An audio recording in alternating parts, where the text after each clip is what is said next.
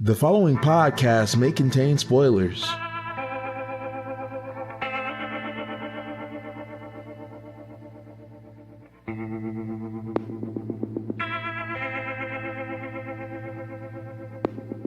Dear listeners, are you alive? Voltar. Hey, how's it going, everybody? This is Treading the Path of the Heavens, and we're back again this week with the new podcast about a Korean web novel that Bill and I have recently read. It's the same podcast. Don't let him fool you. It's the same podcast it's always been. However, Well, last week we did Hell too. So And we're back to the regular podcast, except we're in Bizarro Land because it's finally a Korean novel I've not read. Richard, Yeah. I thought you were our Korean guy. I'm reading a lot of Korean stuff, just Yeah, not man. this one. It's on Yeah. it's on the to read list. I'm on chapter 1, but the thing is, I don't know if you guys read web novels, but it's an ever expanding list of tabs that just grow and grow on your phone or computer or tablet, and sometimes it's hard to get through all of them. Sounds like. very hard. I mean, it sounds like there's a lot out there to choose from, and you gotta filter in your own way. I feel like they made the application too many tabs specifically for this. And it helps out other people. It's just was made for web novels. That and TV troping, right? Yeah. There may be too many good novels coming out at the same time, believe it or not. Oh, well, I- that just means you can build them up to Vin. Well, I mean, like, as more people are being able to do this full time, we're getting like more content out of them, and it's drawing more people into being translators, and that's like opening the market into more stuff. So like we're just getting more stuff translated. And it's just such an untapped market over here at this point. It feels like we're in a golden age because there's always a new one popping up. Like you could just look at like any subreddit or forum, like go check out like /r novel translation. There's a new I'm literally seeing novel titles I've never even heard of pop up, Yeah. and people are reading it. Reading the up hell out of votes. it? Reading the hell out of it. No, I mean, Overgeared just started up recently. I just started that. It's great so far. I'm like only a few chapters in. And I far mentioned is it that going? mostly because it is another novel that is being translated by the person, by the novel, or that translated the novel that we're talking about today. Oh, was this a rainbow turtle? This is a rainbow turtle. Oh, Praise the Orc. Oh The man, mark of quality, it would seem. it is a mark of quality. And we kind of skipped ahead a bit, but I am Jonathan Kinney. I'm joined by my co-hosts I'm Richard. I'm Bill. and our perennial guest. I'm Seth. I'm a guest. Bum, bum, bum, bum. Seth, you're like a host in our hearts, I'm a but a the de host- facto guest. I'm a host in my heart because I also am a host and have been on every episode of the show, even the ones where I'm not. That's technically true. As creepy as that sounds. Mm. I Even don't the think you got one. credited in one of them though. That's true. But regardless, this week we are talking about Praise the Orc. He's an orc, yet still praiseworthy. That sounds improbable. Bill, I believe you have the. I have the synopsis on Usha World. The virtual reality game that enthralled the entire world. Elder Lord! In the midst of avarice, the justice of a single orc begins. That's it. Elder Lord. Yeah, Like that's the name of the Overlord game. With elders? Nope. Two separate words. Capital Elder, space, capital Lord. Lord with an E at the end? Nope. Oh man, so it's not British Lord. Nope. Nope, Just a regular one. just an old one. Just a super old guy. And the editor's synopsis says, Praise the Orc is about Jung Ian, a cafe owner with a dark past. That's a Korean, by the way. Jung Ian. Yep. Jumping into the world of virtual reality in order to protect his sister from any predators. Chris. However, things may not be as simple as they seem, as the world and its inhabitants prove to be much deeper than he believed them to be. Witness as he explores the lands of Elderlord as an orc, a species labeled as the game creator's mistake, Damn. making fast friends and defeating any and all before him. Holy shit, how bad are orcs for them to be like, what a mistake. This was Sounds terrible. Like really bad. Okay. Trash. So here's the issue, right? You start playing a game, and you've just logged in. You've bought this expensive capsule. You've paid this, your fee to buy the game and start playing. You log in. It's a virtual reality game. It's incredibly realistic. Everything's awesome. And, you know, you're looking through all the classes and you're like, well, there's human, there's elf. You've heard your friends tell all these stories about how awesome the starting areas are and how like wonderful all the NPCs are and how there's all these people that will be there to help you in the beginning.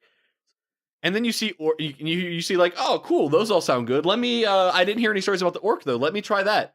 And then you pick orc. And you wake up and you're like, all right, cool. Let's go to the training area. And you start training, you know, start hitting up against the old training dummy. The old training dummy. And you know, you start getting tired and you're like, all right, cool. And you like stop and the instructor's like, hey, what are you doing? Keep hitting that. Is that all the strength you have? What the fuck? And he punches you. Okay.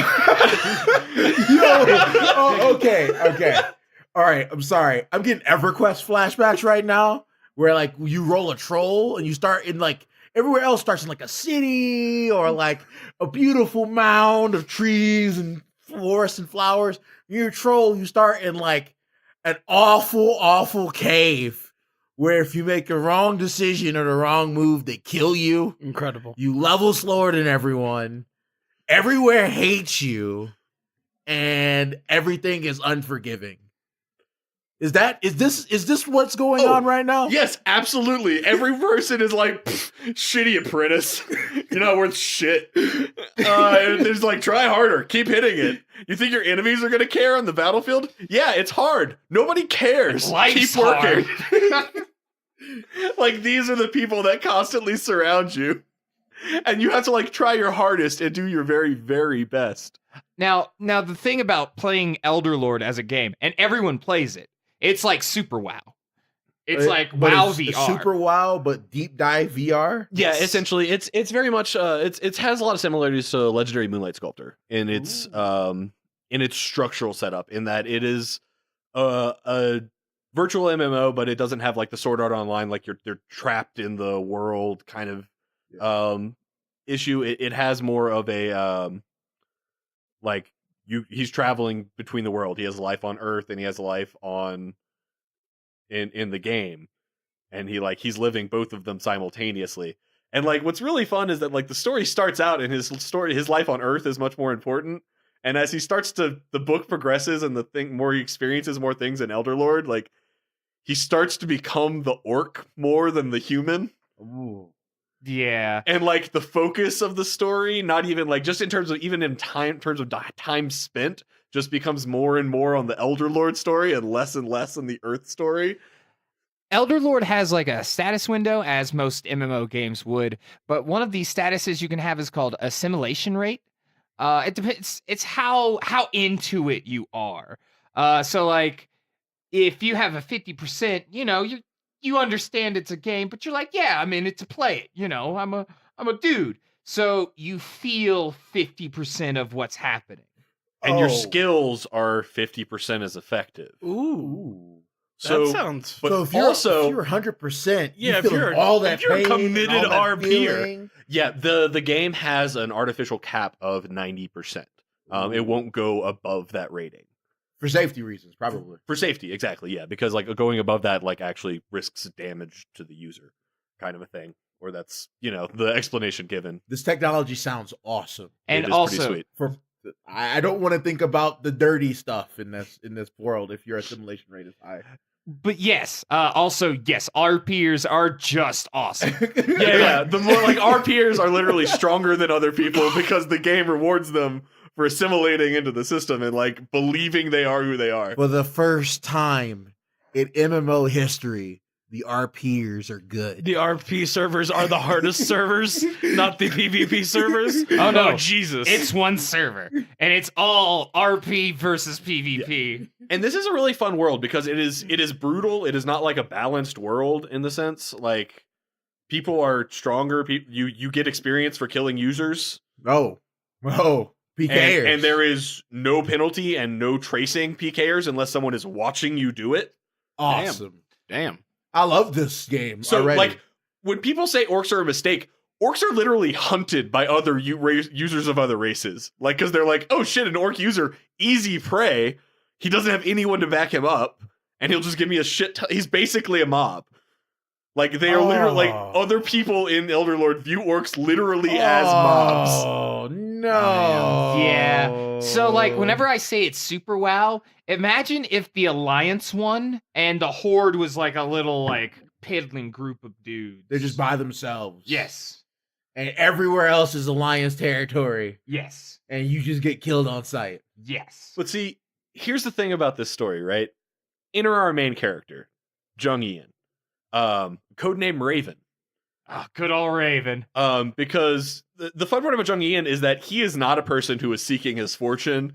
He is not a person who needs anything in life. He is a person who has already solved his money issues and all of those things for the rest of his life. He was a special forces member Oh. in like The a US. dark covert ops unit. Like they describe it at some point in the story that when you sent them in, it was a given they were going to succeed. They just succeeded missions. Korean SEAL Team 6. Yeah, and actually, like, the scene where we see this happen is pretty great because, like, his little sister, who is basically his entire life's mission at this point, in his mind, is to protect his little sister and provide for her. Parents have died. Of Okay. course. Yeah, and that's actually why he went to the military, to be able to have the ability to pay for her. But then he got conscripted into this, like, special unit, saved a bunch of people, and, like, so his little sister gets in a fight because of one of her friends and, like, this asshole who was hitting on her. And, like, the asshole is, like, a rich guy whose daddy owns a company. And so, like, he starts causing trouble. And the dad, like, is being arrogant and shitty, and all the people are scared of him. And then, like, Ian's like, no, it's fine. Just go home. I'll take care of it. It's fine. And, like, he's always, like, chill. He's, like, never worried. And he's like, it's cool. And he just, like, turns around and makes a phone call. And we just see this one of these people who's, like, this, like, one of the people. Like, the people who were in the room when it happened. Like, level kind of people are sitting there, and she's like, oh shit, it's the guy who saved my life when I was a fucking hostage that I've always wanted to pay back. What can I do for you? And, like, later on we see this kid being like, what happened? I'll apologize. All our clients left. Oh my god. Yeah. Talking all that good shit. But, like, this is the kind of, like, life he lived in the past. But, like, now he's made his money. He's retired. He owns a coffee shop. Like, that's what he just does with his time. And, like, his sister is playing Elderlord because everyone is playing Elderlord. And she sucks at it. Like, really, really badly sucks at it. Dies to a rabbit. Dies to literally a rabbit. Oh no. Not even like a dire rabbit? And all of her friends make fun of her for it. Yeah. Oh, he can't have that. Well, no, I don't think she ever told him that. So, like, that goes unknown He by him. doesn't know. But that essentially, she sucks she's super like, bad. who do I know that's awesome at everything all the time? My brother. I'll get him to start playing, and then his character will kick everyone's ass, and I'll just, like, piggyback on him to success. The What a tried and strategy. true, like RPG bad at person So, strategy. So yeah, so Jung Ian is this person who is, like, very mature because he's seen and done some shit. Boy, has he. And so, like, he's already, like, he's kind of, like, figured shit out. He's kind of, like, already, like, a Zen monk kind of guy. He's been in wars, you know. Like, he just kind of, like, enjoys coffee, and, like, his only employee, like, was, like, down on her luck and, like, couldn't figure out what to do with her life, and, like, walked in and, like, they just sat at a table for a while, and he's like, you have a good smile? And she just, like, smiled as big as she could, and he's like, you're hired. Wow. Like, What a nice guy. he's just a He's just good a really dude. chill dude. Yeah. No, that's. But it seems like he's good at everything. He's seen some shit. Maybe being an orc is perfect for him because he can just succeed at the orc requirements. Well, I mean, yes, absolutely, because he is a soldier, so, like, he gets training. Yeah, he's already mentally like regimented. Yeah, Ready like, to he go. understands. He's disciplined. Is he the only orc, or is there other orc guys? There are orcs, but they are few and far between, and, like, most orcs are, like, laughed down. Like, there's, like, a secret orc brotherhood. Awesome. But there's all these, like, it's cool, though, because, like, NPCs are oftentimes stronger and more important to the story of the world than actual users are in this game. Mm-hmm. So like there are all these like legendary orc NPCs that like when you become an orc, like you walk into a hall and you have to like choose the path of one of these legendary orcs. And the one human. And the one human who is actually who Crocta picks because he's the great sword wielder who betrayed humans to fight for the side of the orcs because he thought the human side was unjust. Orcs are cool as hell, I good guess. people. And that's I the like point. that guy. Orcs are awesome because like they are a warrior tribe and their entire life is built around the concept of Bultar. Being alive. Yeah, it is being alive, but it also is honor. Like it's the many men like, you know, have died, but like all men die, but like a few men have truly been alive. Yeah. It's that concept of alive. Like to be an orc to them does not mean like staying alive. When they say Boltar or like I'm alive, it doesn't mean I'm alive. It means I am living true to my beliefs, what is right, what is good in my heart. Is an entire clan founded upon having a strong Dao heart. Essentially, yeah. Like they have literally 7 rules, and it's like warriors don't attack unarmed opponents. Warriors always Warriors do not shame the gods. Warriors always defend like the defenseless. You know, like yeah, it's a bunch of stuff like you never attack the weak, always fight for like the justice. Like this is just wow. This is wow orcs. No. Laktar Ogar. This is a goddamn orc paladins. Yeah, it is literally like orc paladins, and they're all like intense. Like there's this orc who was going to be a warrior, but then he saw people farming, and he's like, he fell in love with the lifestyle of farmers. So he decided to become an orc farmer, which then meant he was going to become the best farmer because that's what it means to be alive to him. They're great at everything. Yeah, they're just awesome. And they like pick a path and they do that thing. And like they live their life. And orcs like die a lot because they sometimes have to go into situations that they shouldn't. Bultar. Gotta do it. But it's just great. Give me some story. I want to hear one. Give me one. Okay, so he goes to this town, and it's a town that doesn't accept. It's an elven town, and it doesn't accept outsiders. Oh, man. Okay, time out. Fuck elves, by the way. Elves I are fucking always hate elves. assholes. They're awful at everything. It's fun. The ones where he starts are all shitty, and then the ones in the uncultured civilization he goes and explores later are awesome. Yeah. No, Well, mostly. They have the world tree though, so they're kind of like the better elves. They're like uncultured elves, but they're still cool.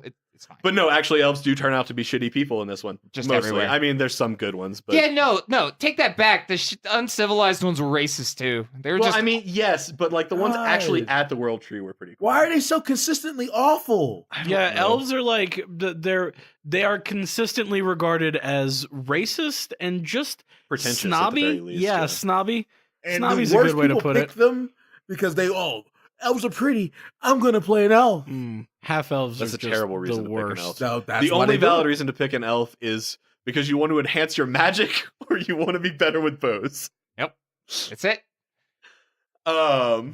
But no, it's a little town called Arnhem that's right outside of where he starts. What, Orcrox? Yeah, Orcrox, like the orc fortress. And there's a whole story that goes along that like causes him to leave the orc area after like gaining the respect of his mentors. Well, hold sort on. of. Let's not skip over the story where he's in the woods, like his first moment of being goddamn hero machine. So what? He's in the woods, and there are these three users that walk up and think he's an NPC. Oh yeah. He's got it. You could tell who everyone who is a user has like a white like star mark on their forehead. But like if you're just like wearing a bandana, you can't see it. So a lot of people, if people see a powerful orc, they just assume it's an NPC because no one would actually like. Everyone who plays an orc just resets before they hit level 10. Yeah. Wow. It is just that rare to see an actual person playing an orc. And like, so they see this obviously an NPC orc, so they're like, all right, cool, we're gonna kill him and get some points, you know. Easy points. Let's show off to our friends. And then they just sort of get destroyed. Yeah, they're just like all instantly beheaded. because he just like he pretends like he's scared for a little bit, and then he's just like boom, boom, boom. And like the last dude has his weapon, but like drops to his knees and just like, just kill me quick. Like that sort of moment. Like, but it's cool because he dropped his weapon and he's like, no, I don't kill people warriors who don't aren't armed. no. He held onto his weapon, so the dude. He did hold on to his weapon. That was his mistake. Chopped his head off. Drop the weapon. Gotta drop the He weapon should've. when you're I actually mean, he giving was up. a user, so they just turn into white particles and respawn later with like a death penalty. It's goddamn WoW. Okay. It's pretty great though. But yeah, so like Arnon, the city he was going to, they don't let others in unless you've like proven your usefulness to the city. So there's this typical thing. There's like this kind of natural overgrown predator that exists outside one of the walls. So they tell people to go hunt them and thin them out, essentially. They look like overgrown rhinos. Yeah, overgrown rhinos. So he goes out, starts like, and the guard, he was like sweet talking the guard who was very cute. Oh. Not even really like, just because he was like, I want to get in, so I'm trying to sweet talk the NPC. Okay. As But you you would. could sweet talk NPCs in this.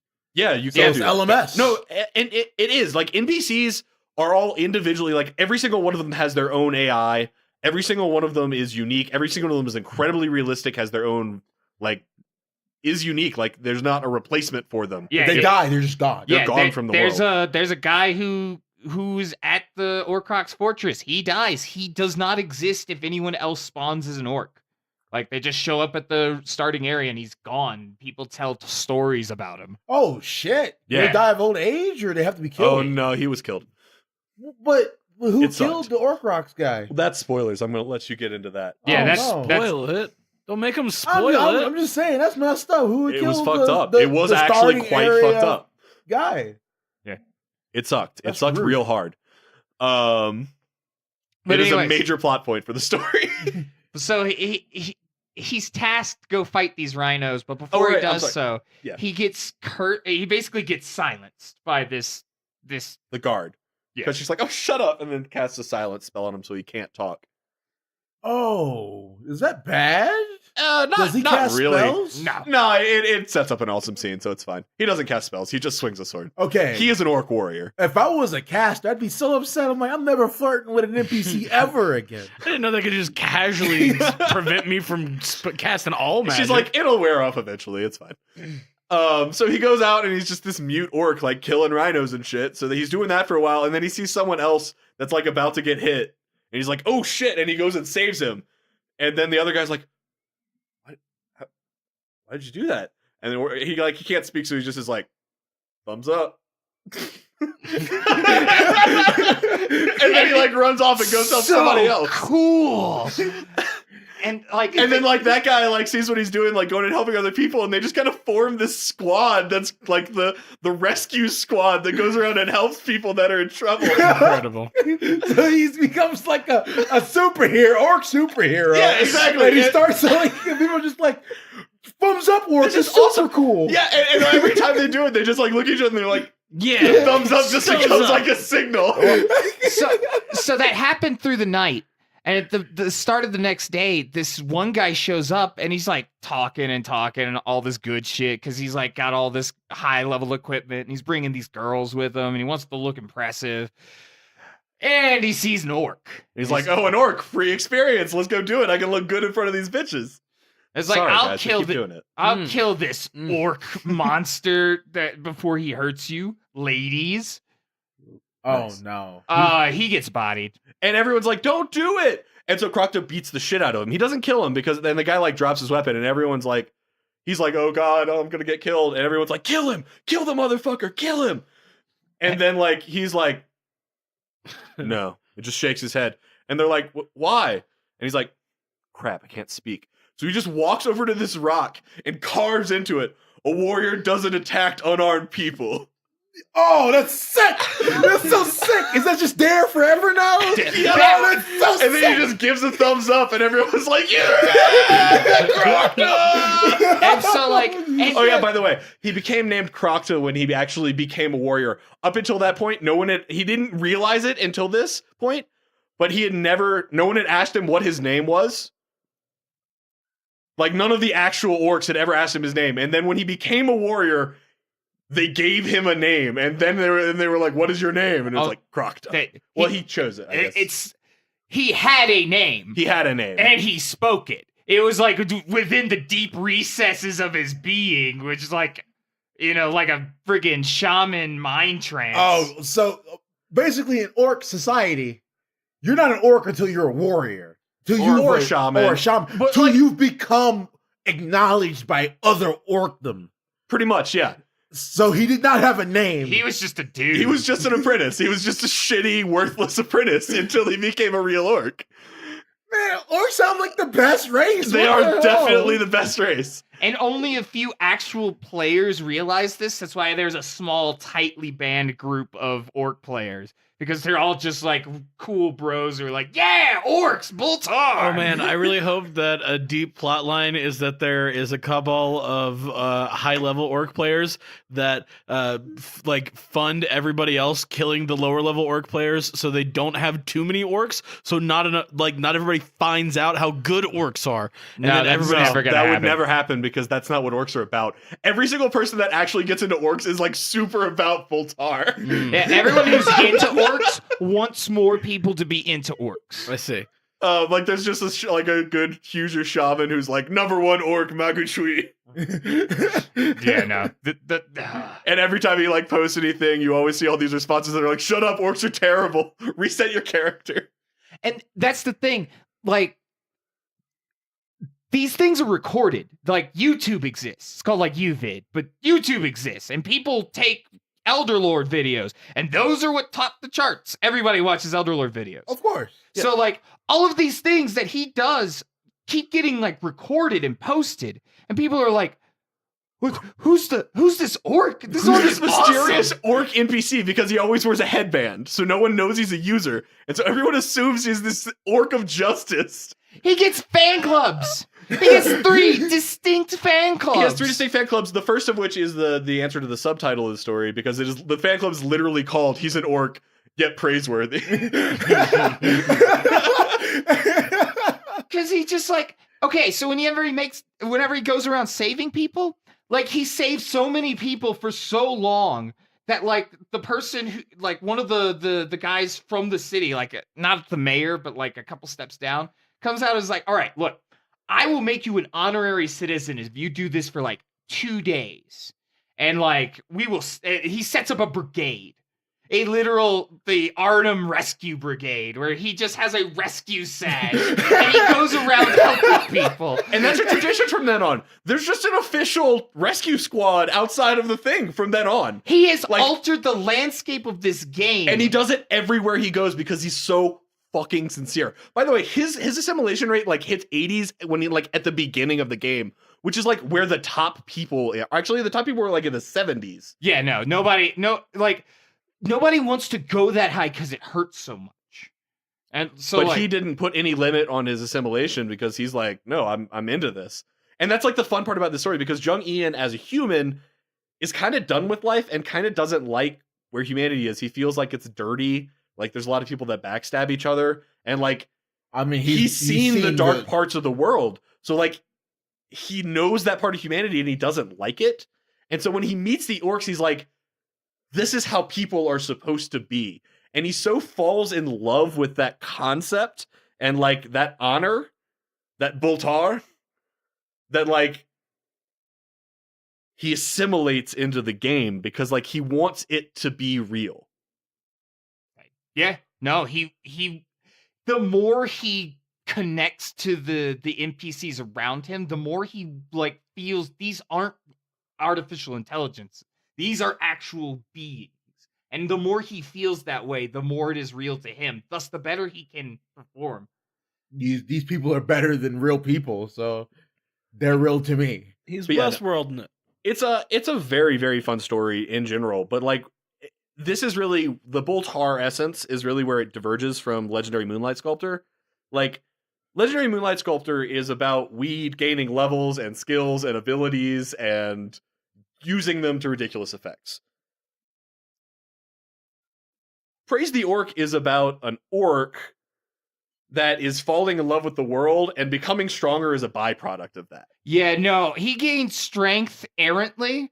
Like the system just decides, oh shit, yeah, no, gain 2-3 levels, gain billion achievement points. I don't care. Like, and like all of your skills upgrade by like 2 But ranks. to him, it doesn't matter. It doesn't matter to him, and to the point where like he'll level up, and they won't actually talk about the fact that he leveled up for like 5 or 6 chapters. It'll just get mentioned in like, yeah, when he did this thing 5 or 6 chapters ago, he had gotten all this stuff happened. We didn't mention it until now because it really wasn't fucking important. That sounds like D&D to me, where like what people talk about is not, man, remember when I leveled and got these stats? It's more like, remember when this awesome shit happened and I enjoyed it here? I learned a really cool technique from how I beat the shit out of that dragon. And like that's why I really like this story, is because it's not about the power. It's not about like the Dragon Ball Z. Oh, like that's never what the story is about. It's always about the motivation of Crocta and like why he's making the choices he's making and like who the people are that put him in this scenario. It's one of the few games where feeling better at the game makes you better at the game. That sounds great. There's this group that like runs around that are all like about role playing, and like one of them is always like, my sword is hungry for blood? No. Death? No. My enemies? No. Justice! And his entire party, like between all of this, is like, please don't. Just no, stop. Please. Oh man, we've all heard it. Everyone knows. It's justice. It's pretty great. Like it's got a lot of very fun characters. We haven't really talked about like his party. He gets like Tio, the manly gnome. Wait, no, save that for our final segment. Yeah, I'm getting there. Tio the Mighty, Yo, what does Tio all right, do? if for I'm gonna pretty much bring this up because there's no other reason than I really actually do want to talk about Tio's weapon, which is fucking sweet. Yes. It's called General. Yes. And it starts out as just kind of like a blunderbuss-esque shotgun. Okay. It was like a rifle. Yeah. Well, it's rifle and I mean, like it's both. It swaps between them. That's the fun part about General. It's a magical, no ending to your bullets. Like it drains like your stamina to shoot. Okay. So it's just a rifle or a shotgun or whatever. Eventually, towards the end of the story, becomes like a Gatling, like Vulcan. Okay. At one point, he makes an actual sniper rifle. Incredible. General's just looking sweet, and Tio is great. And I say this as a stalwart gnome hater. See, I adore gnomes. Just the gnomiest racist. I'm a big gnome fan. I just hate them. It stems back to 2.0 and the fact that they could only be illusionists and they were great caster class, but illusionists on 2.0 can't use evocation magic, which is basically why I play wizards. So, yeah, you're right. It's just I just think about fond days of 3.5 and playing a gnome and getting the biggest fucking weapon possible. Guys, let's save this for our sister podcast, D and Don't, reviewing D&D. That's a good name. Write that one. We recorded it. This is the best way to write it down. But I think that's probably a good place to stop. There's a lot more to this story, but it's all on or above the level of the stories we were talking about. This sounds. I'm going to start reading this as soon as we finish this episode. I have to. This sounds amazing. It's very fun. I want to see what happens to these dudes because they're like. You told me one of the guys in the starting area dies. I want to know what happened. Well, why they did that. I have to find that out. Yeah, man. It's fucked up. They said it was fucked up like a bunch. I bet it's real fucked up, Richard. I mean, I'm certain it is. What if it's a twist? What if it's not fucked up? Well, I mean, yeah, I am the kind of person that would do that. But he's still dealing with the fallout where I am 145 chapters in of a 226 chapter book series thus far. Yes. No, this story is complete, by the way. It's translated on Uchiha World. There is also like bonus chapters, like side stories that Rainbow Turtle's currently translating at their leisure. That are unedited, but the first 2 have been out. Apparently, I think there's like 6 or 8 or something like that. Good God. But they're actually a lot of fun. I've been enjoying them. They're kind of like extra epilogue chapters, which is always fun. I love those in Korean novels. Epilogue chapters are always super fun because you get to see your characters enjoying the fruits of their labor. Shout out Breakers. Korean novels tend to like end right at the end of their climax, and so like you feel sometimes that you don't get enough falling action. Yeah, And the epilogue chapters really help with that. You know, when you say you're not wrong. The only one that doesn't do that hasn't done that was like LMS. Everyone else is just ended, and then you're done. But I do highly recommend Praise the Orc. It is not an incredibly lengthy read. It's not too hard to dig your teeth into. And there are there are certain points that just become very much page turners. Especially like the last 20 or so chapters. Very, very fun climax. I really, really appreciated the ending. But anyway, this has been Turning the Path of Heaven. You can last segment. I'm still getting there. We do the work first and then that. We end on that. We end with the play, but we first do the work. And the work is you can follow us on the social medias by going to or by looking up Tiger Rollercoaster on Facebook, or going to Tiger Coaster on Twitter, or finding our weekly post on Reddit on the novel translation subreddit, where you probably hopefully found this already. You should do that and go review leave us a review. We'll read it. I promise. I don't have one to read this week. Not even a fake one. So I don't know, guys. You guys suck. You guys are really let me down on this review front. But no, shout outs to Rainbow Turtle and Super Posh Posh. That was a fake review. One of our listeners and the editor of Praise the Orc. Oh yeah. Yeah. Hey, what'd you think about us talking about your book? So Tell us about that. But that I do very much appreciate you recommending this because it was a great read. Also, you can soon visit our website at tigercoaster.com. Ooh. Fantastic. And I know I keep saying that we're going to be streaming our episodes eventually, but we're gonna fucking soon, next week. Really, shut up. It's happening. We're trying hard on it. We're trying. It's close. We got lights. It's. Once we're streaming, you could have seen all the thumbs up we were doing. Oh man, the thumbs up were so hardcore. So many thumbs up. It's just very visually evocative in the novel itself.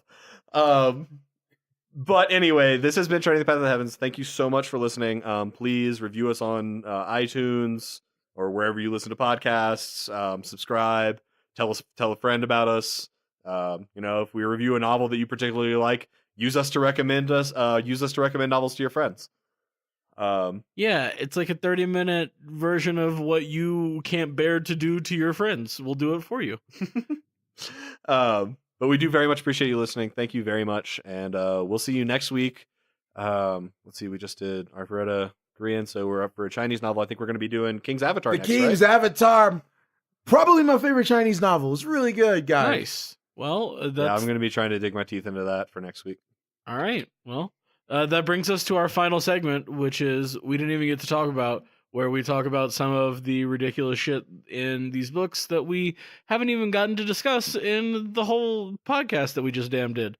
So, hey, Kenny, and hey, Bill. We didn't talk about Ogre Slayer. How can we not talk about Ogre Slayer? His greatsword. We didn't get to talk about, the Dragon's Den, where the dragon collects friends, not treasure. Oh, the friends who all learn kung fu or it's great. We didn't even get to talk about his necromancer friend. Yeah, that dude's fucked up. We didn't even talk about literally anything from the north. Yeah, we didn't get to talk about Great Chieftain Crocta. Chieftain Crocta. He became a great chieftain. Boy, did he. And in the grandest of fashions. We didn't talk about The Last Hunter. We didn't talk about Behemoth. Behemoth was awesome. Behemoth was sweet. Chesswood. We didn't talk about Chesswood. There's a lot of stuff we didn't talk about in this novel. Yeah. Yeah. We didn't talk about Linux or the shaman dude. Linux. We sort of talked about Linux, just not by name. Yeah, true that. He was one of the people in the original Orc Village. Oh. Is he the one that dies? I'm not going to say. It sounds like you just we did. Didn't talk about it. Talk about it. I fucking got you. I made you spoil the book. But anyway, go read Praise the Orc and then come listen to us next week when we talk about King's Avatar. Woo, it's gonna be fun. That just reminded me of an awesome Korean novel, guys. When you said The Last Hunter, there's a Korean novel called The First Hunter, and it's fucking awesome. And I want to cover that as well. Okay, is that gonna be our next Korean novel? Nah. No, that's Okay. gonna be down the line. All right. There's a lot of those. But I'll leave you guys with this. Are you alive? Voltar Brothers.